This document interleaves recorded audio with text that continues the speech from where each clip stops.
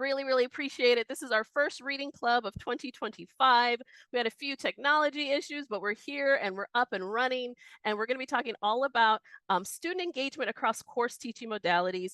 And we're going to be talking about assessment specifically. So we're going to be looking into how we look at assessment, how students reflect on their assessments, and practices that we can do in our classrooms to help encourage more reflection and better use of our rubrics and our assessment here at Westcliff University.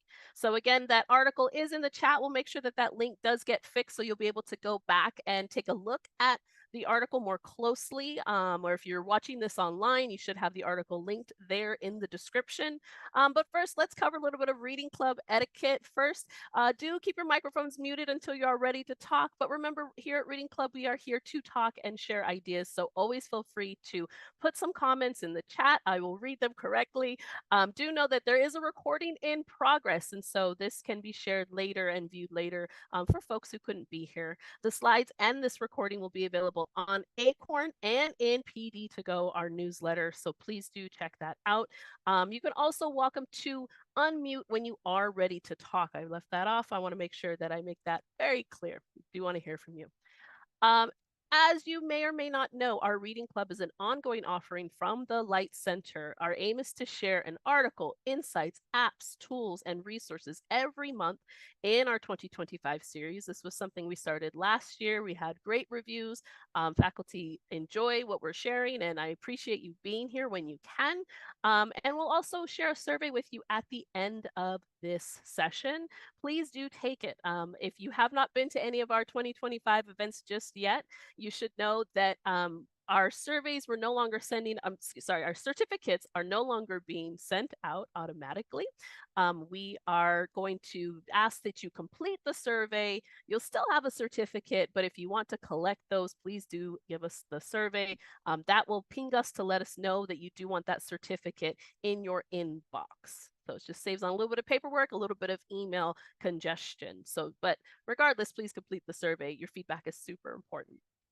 All right, let's start with who's here today. We have a great group of folks. I want to make sure that I think everybody probably knows everyone or close to everyone, but feel free to unmute or type in the chat.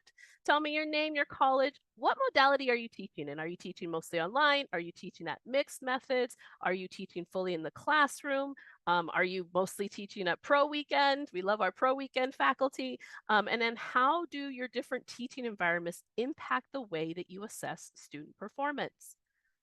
I'll give you a couple minutes there. Please feel free to unmute, jump in. I do teach the professional weekend, and I passionately don't like it. Really? It does limit the accessibility of the student to the professor because I have to do some office hours in addition to the class itself because it's highly technical, it's hands-on, it has exercises. We build the skills through the weeks and then we go to week 4 exercise. That does not happen in the weekend. It's one meeting. I have to jam all the material in one 3 hours, which theoretically it's about 9 hours. So I don't like it for that specific class, and I don't know how to go around it. That's a really, what's interesting about that, Professor Baruti, I was just speaking with James Jones yesterday, and it dawned on me that we probably need some resources in the Light Center that are specific to Pro Weekend.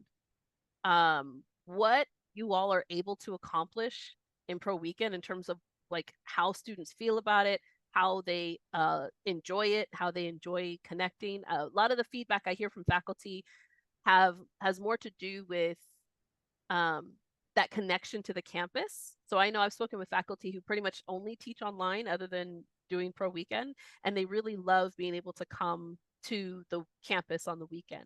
And we haven't, I was just actually talking to Evie about this earlier too, explored this from the perspective of how is it impacting curriculum is not light center, right, anymore. It used to be.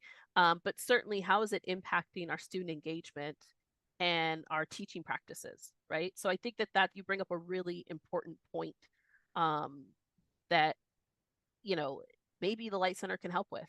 Have you talked to your college at all about it? I did actually raise it a few times, but if it is just reading from the PowerPoint and have a discussion, yes. But if it's hands-on, share your screen, show me where you are stuck, it's time consuming. The 3 hours will never do it. That's based on that specific class. Yeah, yeah. And the thing is, it should never, none of our courses should ever just be, I read from the slides, you're the student, you absorb, right? So it's a question of how do we get to incorporate, yeah, do the students get any of the content ahead of time? Last question, and then I'll go to someone else. Do students ever get the content ahead of time? Oh, Professor Broody. Oh, yes. You said me? Oh, sorry. Oh, I was asking. I saw just Behari, so I'm just sorry. Oh, no problem. I'm just wondering if there's any sort of flipped classroom model that would work. You know, we love the flipped classroom. If students had some of the content ahead of time, if it could, or even some activities with it, if it could kind of reduce some of that time stress. When was it, like 9 to 3? It was much easier, but since it is right now just 9 to 12, only 3 hours versus 6 hours, it's limiting my ability to deliver the material that I usually deliver within the regular modality. Got it. That's really good feedback. Okay, sorry, So, Dr. Joni, Bahari. Oh, go ahead. Yes. Okay. Sorry. No, you go ahead and go. You go ahead and go. Okay, thank you. Okay, good morning, everybody. My name is Noha Behari, and I am from the College of Technology and Engineering.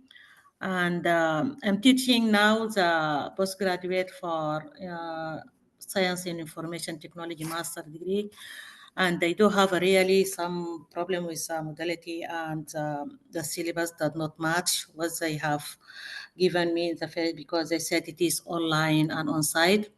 And then when I go through, I don't have anyone on site actually. And I do have a lot of activities that should be done on live session. And the students, they just keep asking me every time, are we going to present it online? Are we going to make it a video and then send it? So I'm just doing the adjustment for each session, and it gave me hard work. And the student also, I think they are bored, because I didn't meet them until the third week. So I didn't know who I'm teaching, until the third week. So are these late starting students? Yes. Okay. Yes. So they are online, most of them, and I thought that should be one of them. It should be on site. Yeah, even the first lecture, but I didn't have anyone on site. It's just all online, and yeah, and that's it. And that we just have to meet until the third week, and then I do have to explain. We have to adjust, every online activity, every live activity. It's going to be online. Yeah. Sure. And they said because you change, I think they changed the syllabus techniques. They need to make adjustment for all the courses around, in this master. Thank you, Dr. Bahari. Yeah, definitely share that feedback. I don't know what that would feel like to kind of have one modality, one expectation of a modality, like I'm going to be doing this, and then it just ends up being 100% online. That I could see that being some serious challenges. Dr. Constant, sorry about that. I didn't mean to cut you off earlier. No, that's okay. I don't know that we need to go back and talk about weekend format, but if anybody has weekend format questions, we can talk about that. Not a problem. Yeah, definitely. We're talking about all modalities, and Pro Weekend is something that's really special to Westcliff. So, I hear a lot of really great things, but I really want to hear some of the challenges as well, because I do think that this is an area where we could support teachers for sure. We don't, on the weekend, they just don't have a lot of time. Like Alberudi said, Right. we used to have Friday nights. So what would happen is that students would come in on Friday and from, I think it was 7 to 9:30, which helped with just you didn't get a lot done per se as much as it helped set up the next day. So people were meeting each other and so forth. And then we had all day on Saturday, and we didn't teach it similar to the classroom because of the different, it's just a different scenario. But we used to do things even in class, classes would combine, it'd be Dr. Constant's group will present to my group, and my group will present to Dr. Alberudi's group after, we just had, we had a lot more freedom, but we also had more time. Now we're kind of scrunched for time to get everything done in a short time. And so we feel like we believe we're not getting the materials across, and we're no longer really a professor anymore. We're kind of a weekend guidance counselor. I mean, it's almost like that because we just don't have enough time. I've heard that and again, I understand. I go back to when I'm old school here about what we used to do. And then the students would leave, they had to stay till 5 o'clock and then would leave out. So we had them from 8 to 5 on Saturday, and then the extra 2.5 hours on Friday. So, and they had to come more often. They had to come once a month. Right. Dr. Constant, do you have any feedback on the schedule change? Any thoughts? So we did start, well, we didn't do it. I think Dr. Johnson, you might remember when they came once a month on Saturday. So they came like twice over the session before COVID, right? Right. Since post COVID and return to learn, we didn't fully implement that. But we No, I know did, that, but I know that. And I know that we go by whatever the rules, we go by what ICE wants and things like that. I mean, I get that. But, if we sacrifice too much for it in order to make them happy, let's make the students happy, whether or not was that really what was best for the students, or was this just a financial decision to keep customers happy? So I wasn't here prior to COVID. So I know that when we talked about return to learn post COVID, they did give us a restriction of what we could do during the weekend. Students had to be on campus for 24 hours. We had so many hours on Friday, we could do so many hours on Saturday, so many hours on Sunday. And that's when we did do the 5 hour Saturday. So it was the actual class for the course, and it was 5 hours on Saturday, like 8 to 1. And then there was a decision made to move away from course learning outcomes and to move to program learning outcomes. And when we made that switch from like focusing on the course to focusing broad-based on the program, then they changed once again so that faculty would meet in the beginning of the session, week 3, with the students for 3 hours. And then towards the end of the session, week 7, for 3 hours with the students. So the students actually got 6 hours versus 5. But instead of 5 intense hours on campus with the professor, they got 3 and 3 broken up. And part of it was because the students were complaining that some of the 5 hours on campus wasn't with their professor. Their professor wasn't on campus. Their professor was online being videoed in on a TV screen. And so that they, why did they have to come if their professor wasn't there? Now, some, like Dr. Johnson, he was there every Saturday teaching his 5 hours. The students got to hear, they loved Dr. Johnson. They got to hear his stories and interact with him. But some had to watch on a video screen like they could have done from home. And so that was an overwhelming, especially in the College of Technology and Engineering, there was an overwhelming number of professors who were not coming to campus. They're remote themselves. So focusing on program learning outcomes, getting 6 hours of the class time, splitting it up beginning and end, so students kind of didn't just get everything in the middle, was the change that had been made. And then the weekend format information that they get is related to program and not course. So so there's a lot going on the weekend, right? There's just a lot going on. I taught As a matter of fact, Dr. Johnson, I was going to get together with you before the holidays and we just didn't connect.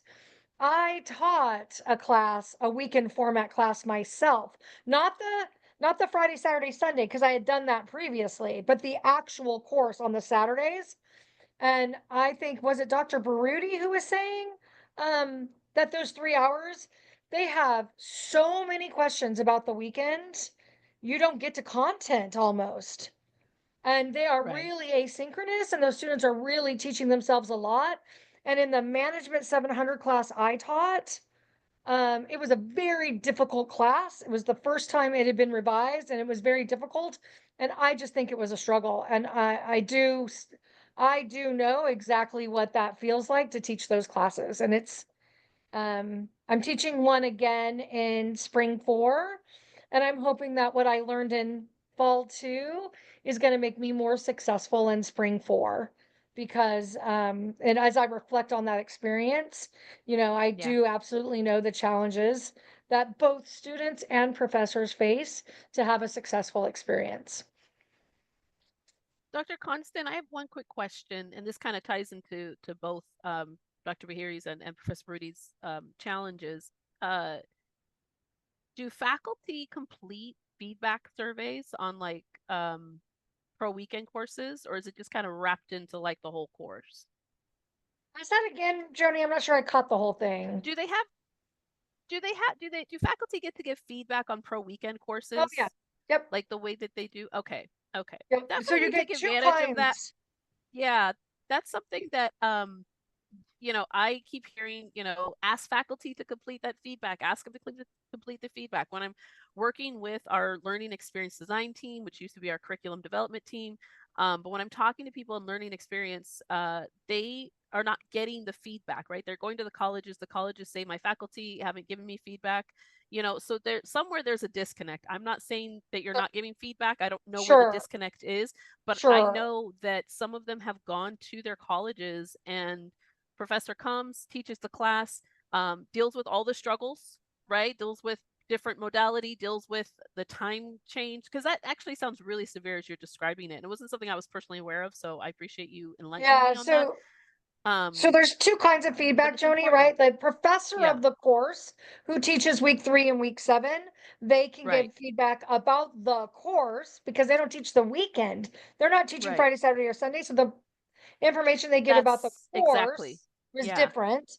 Then those that are there on the weekend, they also get to give feedback about the weekend and like the weekend content. And so that's so you get 2 different kinds of feedback from faculty depending on their role. And if you're a faculty member who's doing both, then you get to give both kinds of feedback. So for right. example, I was able to give That's feedback good. on the Management 700 course, not that they particularly wanted my feedback, but I certainly did fill out the form and give it to them. And then but I couldn't give feedback on the weekend because I wasn't there, right? And so some people only teach on the weekend. They're physically there Friday, Saturday, Sunday, or they're sometimes only there on Friday, or they're sometimes only there on Saturday, right? Like they're Right, not always there right. for the whole time. So Well, it's and that's very the other complex, challenge, right? right? It's very Yeah. complex.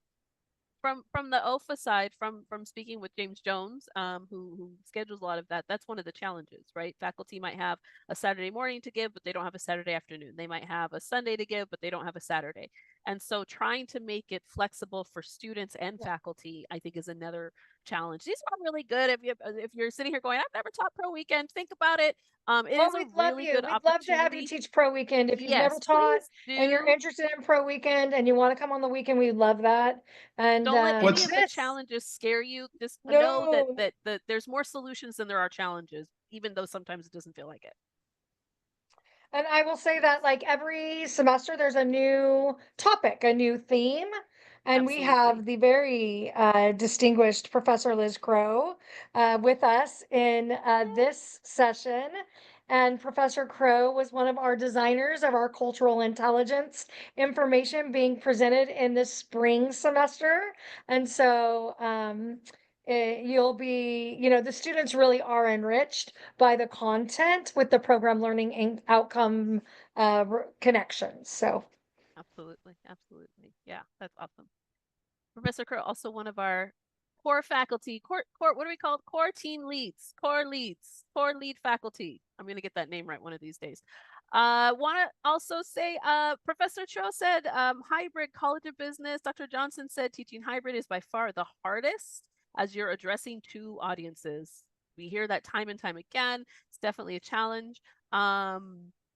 Need more questions in the online environment. Professor Chua, what do you mean by that? If you want to unmute, if you can unmute, let us know. Dr. Crow said hybrid on campus, and I'm a believer. Can you hear me? Oh, yes, I can. Go ahead. Oh, okay. Oh, I just meant that like in an online environment, I tend to ask more questions just because there's people like are just listening. But then if you ask questions, there's more participation and activity in the classroom. Yeah, you know, just to check yeah. in and just to make sure that, yeah, and then it leads into greater discussion, and then there's more people chiming in when you start asking questions. So it's not as lecture-y based in an online environment. I think that makes it more interesting. In a classroom environment, you can break groups out. They're physically there. You could lecture, you could show videos. But in an online environment, I think the discussion and people, coming in and talking and participating is a better platform for it. Right. Absolutely. Yeah, I find people are not. Yeah. They're not as shy. I don't know. People who are, it's weird. People who are shy are not as shy in an online environment, and they're willing to talk more. And then people who are shy don't talk as much in a classroom environment because it's face to face, but they don't mind doing like group work and group discussion and watching videos. It's different. Yeah, that online change, and this is why we always try to like encourage faculty to be in those discussions more. I know that there's specific requirements, but even going above the requirements, right, it's really important that part of our feedback in our discussions is is asking questions, is getting, and even like new questions. Like sometimes I have faculty who are really reluctant because they feel like the online discussion is going too far away from the central topic, but you can always tie it back. And for sure. Yeah, definitely. Yeah. Definitely. That's a really good point. Thank you. You're welcome. Dr. Crow said that she teaches hybrid on campus and a believer of the tools will improve. My skills in hybrid student integrated class participation will improve. It is challenging. And so that's one of the things that we are constantly facing is how do we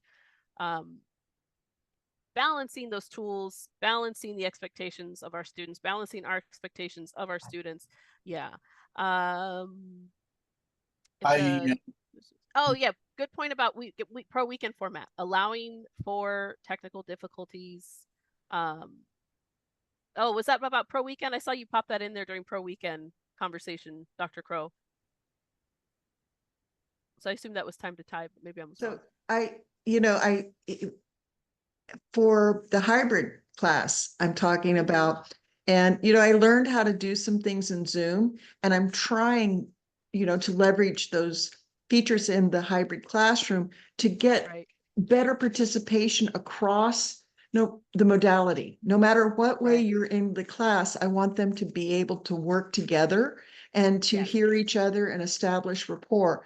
And so one of the things I started doing is pinning the speaker, and I have an X on the floor in the classroom, an X marked, so that when students are presenting, they come up and they stand on that X, and then everybody sees them from the online student sees the person presenting, and then do the same for those who are online, so that it gives a better visual.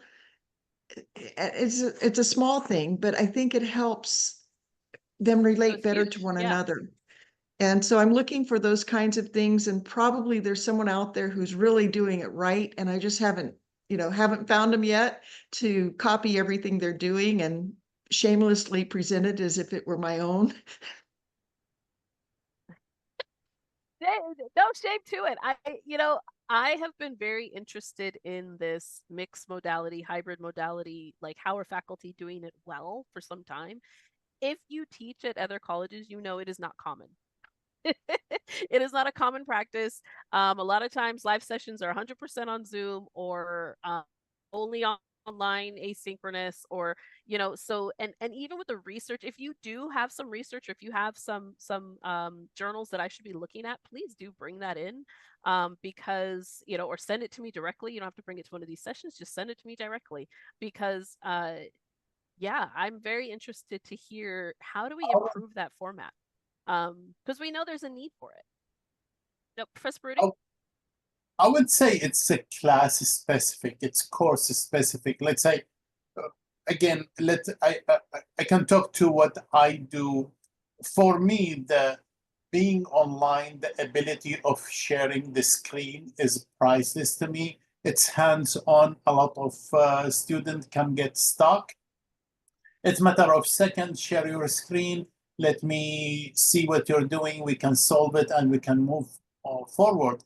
Even if I am physically in the class, I have to go walk behind the student and stand behind their shoulders, etc. Instead of just like the convenience of share your screen, let me see it wherever you are, physically in the class or not. So even if I have hybrid and mixed with the student in the class and student online, I request everybody to log in and share the screen. For, again, it's a class specific for what I do on that specific class. It's a priceless. I don't think I can perform as good as I should without the feature of sharing the screen and being able to see what they're doing. That's cool. It's interesting. Do you so you encourage your students to share the screen back? Is that correct? Let's say they have to do what we're doing. They're exercising. They say, I'm demonstrating something. They are duplicated on their own computers. If they get stuck, the only option I can help them is basically share your screen. Oh, you're stuck in here. Click on there. That's how you solve it. Or no, this is not what we're doing. You have to do something differently, etc. So the feature of being able to see what they're doing on their screen, it is, I think, essential to the modality I'm involved in. Yeah, I'm trying to think what would be, as a student, less intense, like sharing my screen or having the professor like over me, in the class. I think both. I mean, I don't know. I was a nervous student, so I think maybe that would be, especially in technology classes, like I know that perfectionism can set in with some of our students. And so, yeah, I am like 6'3", 200. I heard you're tall. So 250 pounds, I can feel for the students. I'm just Yeah, like a few feet behind them, right? I've heard that you are tall, and so I'm picturing that too, like especially for like some of our, students who don't know you. I'm sure by like week 3, you get used to it. But switching gears, also thank you everybody who commented in the chat. I know there's a few more in there I didn't quite get to. I do want to kind of go on to our next slide. Thank you for being here again. I want to make sure that Professor Solares, Professor Antwi, Dr. Rodriguez, definitely share some thoughts. Let me go ahead and once again drop the article into the chat if you did not, if you were not here earlier, just to make sure that you do have that. And if you have taken a look at it, like maybe when the notification first came out, I don't know if hopefully you had access to it then. The long story short of it, please do read the article. This is part of a body of work that I've been looking into. And again, if you have some resources that you think I should read, those of you, Dr. Constant, if you have some academic journals that you think I need to look into, I'm very curious right now when it comes to this kind of concept of like peer assessment, self-assessment, and how we're encouraging our students to take part in that, so that they're not just reading the rubric to understand, okay, this is what I need to get an A, right? This is check, check, check, check, check. But they're really seeing it as part of their goals for the course. So as you read the article, certainly think about if any of those findings in the article resonate with your current teaching practices. Are there any insights you found surprising? Essentially, it's a small study from a few years ago out of an Italian university. And what they found was just kind of like the ways that students didn't really understand how to use the feedback that they were getting. And there was a lot of anxiety and concern for them over, okay, how to use it correctly, how to really understand what it means and how it's relevant to their overall studies. I believe they were in social work. Let me go back up to the top. I'm not going to look for it now because we're short on time. But do think about that. Let's see. So currently, we talked a little bit about how you're providing feedback to students. Would love to know if you have any thoughts on the roles that rubrics play and how you introduce and share assessments with your class. Do you roll them out? Do you go over them? Do you just tell the students go read them? You know, how are we using rubrics? And what role do rubrics play in how you make your content relevant to the students' future and current fields? I'm sorry, I can't speak this morning. The current work that they're doing, those of you who teach in the MBA or DBA programs or teach in some of the graduate programs, or the future work that they want to do. You know, are you tying the rubrics? A lot of times teachers don't think about that, right? Because first of all, we work at a university where faculty don't write the rubrics. Right? So sometimes there's, I think, a little bit of a disconnect, personal tie to those rubrics. Hopefully not. Hopefully, especially if you've SME'd a course, you have that. But are you able to read a rubric for your courses and use it to kind of tap into like the students' goals? Have you thought about this before?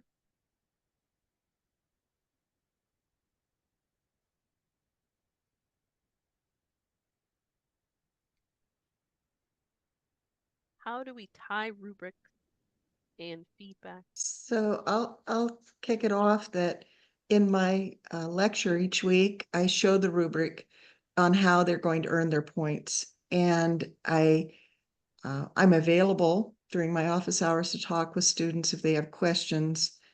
And then I use the rubric when I grade and give feedback. And I used to pull back. I used to be very gentle because I didn't want to hurt the students' feelings. I wasn't sure that I would get the support of the university.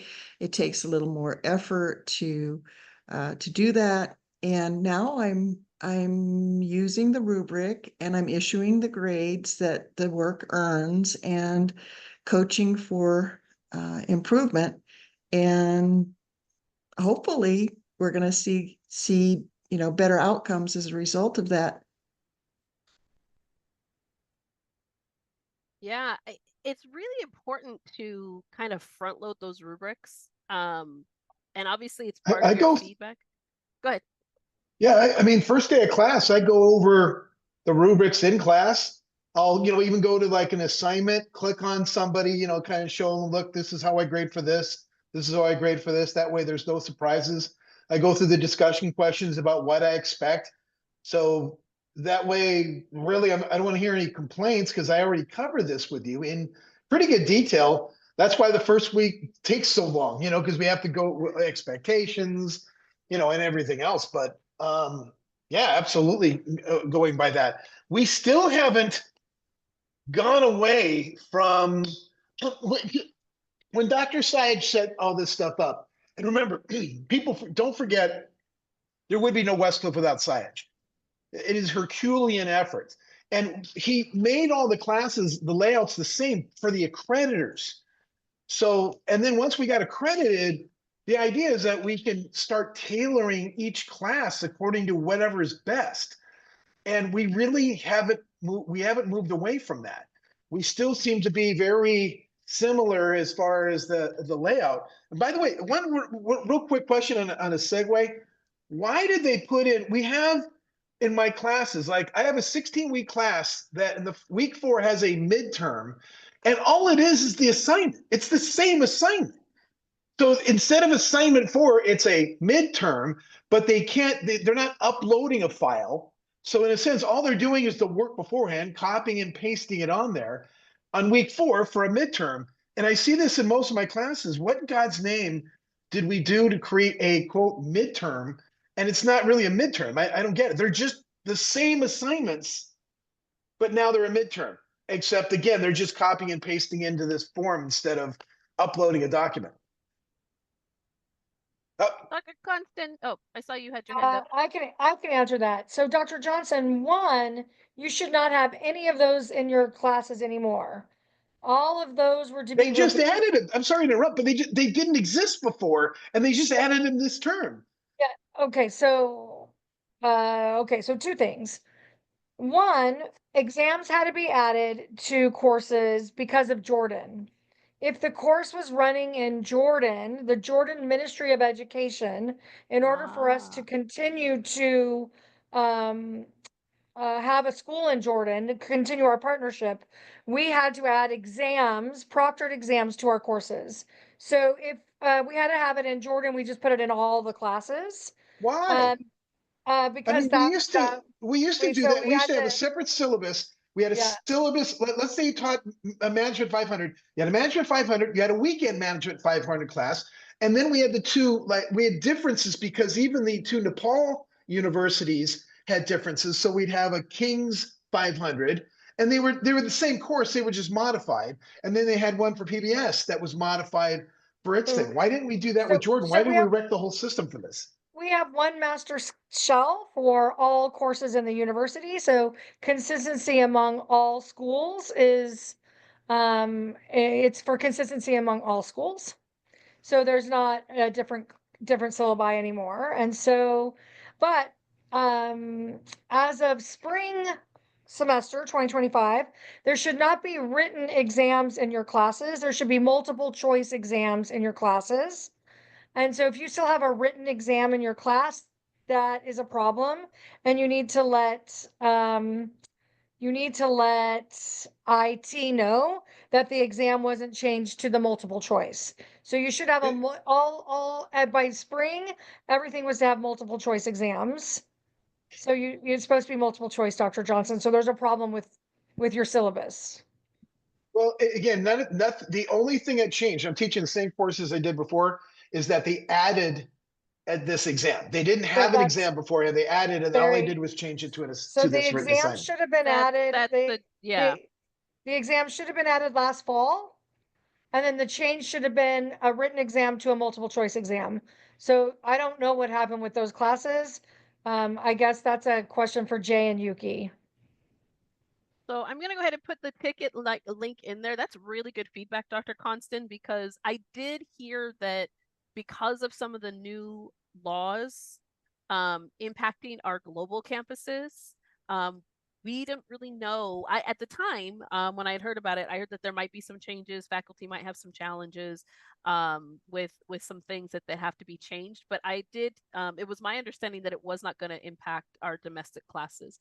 But at the same time, and this was my question at the time, Dr. Constant, was, but if we are offering the same Westcliff globally, then you would think that there would have to be a template. So Dr. Rodriguez said for all classes, the multiple choice exam. Can you come off of mute, Dr. Rodriguez, and just elaborate? It wouldn't be in your undergrad classes. So integrative studies or any undergrad bachelor's level classes, that's not the case. And so, but you would see it in MBA, you'd see it in DBA, you would see it in EDD, you would see it in your MS COTE classes, like your Masters of Computer Science, your Masters of Information Technology, your Masters of Engineering, those courses. And then eventually, here in a few months, we're starting a Doctorate of Computer Science. And those classes should also have multiple choice exams. Awesome. Because I'm gonna start, sorry, Uni. I will start this semester, this term, teaching at the MBA. So that's why I was asking if that's gonna be the same case. But okay, Dr. Constant just answered. And I have another question regarding the rubric. In my experience, I think that they are very useful because you, in that way, the moment that you start evaluating your students, it comes more objective way, right? To know if they did what you wanted or they didn't. And one question that I have, as I told you that it's gonna be my first time, Are there like rubrics, I would say, available in the terms when you are like customizing your course, that you can find like certain rubrics and on Gap that you can use them for your activities, or how does it work? I mean, every professor need to create their own rubrics, or is there like a, I don't know, a bank of questions or rubrics that they have? I mean, that's a question. I Dr. don't know. Constant? No, it's a great question. Dr. Constant? Dr. Rodriguez, can you help me understand it one more time about the rubrics? Yeah, imagine that I create an activity for my students, and I want to add a rubric for that activity. Yes. So in the moment that I'm customizing my activity on Gap, is there a way that I, because this is gonna be the first time, so actually I haven't have the access to my course, so but I just want to be prepared. So when I start doing that, is there going to be a way that I can find like certain rubrics? Or I have to create all of them for all my activities, and that's my So, question. yeah, so Dr. Rodriguez, if you're designing certain activities for in-class participation, and you would have to design your own rubric for that, or rather than designing rubrics for every activity you do in class, your participation rubric in your gap shell just talks about participation overall during the 3 hours of class. And so rather than scoring them on every activity, you can just score them overall for their participation during the 3 hour period. And that rubric is already in gap for you to use. Okay. So if you use if you do individual kind of rubrics for each activity, those don't go in gap. You'd be doing those on your own and then converting percentages to then match it to the rubric in gap. You'd be making it far more difficult for yourself. Okay. Yeah. Okay. Yes, That's essentially yeah, I wouldn't, right? I totally understand that you want to why? base their Mhm. assessment on what they're actually doing rather than just participation in a whole. But as of right now, professors can't um, change gap themselves. Like it's standard, right? Okay. Yeah, Thank you. Thank you very much. you're welcome. So that's one of the major challenges with teaching where the courses are pre-built, and Dr. Johnson added some comments in there about templated courses, right? You have to really figure out where your flexibility is, where your agency is. And at Westcliff, it's my understanding that it's within those participation points, it's within how you do your announcements. So how are you, if you're teaching fully online, how you're setting up the activities. It's what Dr. Johnson was talking about, that first week of class, looking at the rubric and how you apply it. And so feel free to give examples. And one of the things that came out in this study was also how we help our students reflect on their learning. And so using the rubrics, using assessments, thinking about activities that we can do. So I wanted to share just 5 tips real quick on how, something that I found interesting from this reading and a few others. And these are for pretty much every modality. I love what Dr. Crow said earlier about having the X in the room so that a student who's speaking, that the students who are online can see that student and hear that student. I love that tip. But trying to think about activities that we can use in just about any modality. We know that, in person 100% is probably one of the easiest, but we don't always have that at Westcliff. And so hopefully some of these are things that you can do. Online, you could maybe do some of these activities in a breakout room or in pairs. Of course, in GAP, you might add some extra discussion questions. Mixed modality over Zoom, you might have your Zoom students, working in the chat, and your in-class students working together, and then merge that. I have heard of faculty having students come to the front in their mixed modality classes and having them interact with the students on Zoom, or reading, or utilizing their ASA if you have an ASA as well, to make sure that we kind of blend the information. But the idea is that students get a chance to reflect on their learning. So incorporating reflective prompts regularly. This is really important because one of the things that came out in the study is students were uncomfortable with reflecting on their work and they didn't know how. And it was kind of something that was sprung on them versus, from day one, how are we using this learning in what we're doing. Now, if you're teaching something like technology, you're teaching Python, it's hands-on, they understand how they're going to use it for their job, but maybe that's not the case. Developing self-assessment tools. So maybe this isn't a rubric, maybe this is something, a series of questions or categories that students can use to reflect for themselves. And that's something that you can, tie to your participation, how, and again, it's also introducing them to an idea of something that can help them in life as well, right? Because the idea is also to tie this to their future work. Facilitate peer feedback and comparison, comparing ideas, sharing feedback. We do, think, pair, share, and other activities. I will give you some resources here in a moment to kind of that you can look at in Acorn to learn about some of those activities if you're new to thinking about active learning.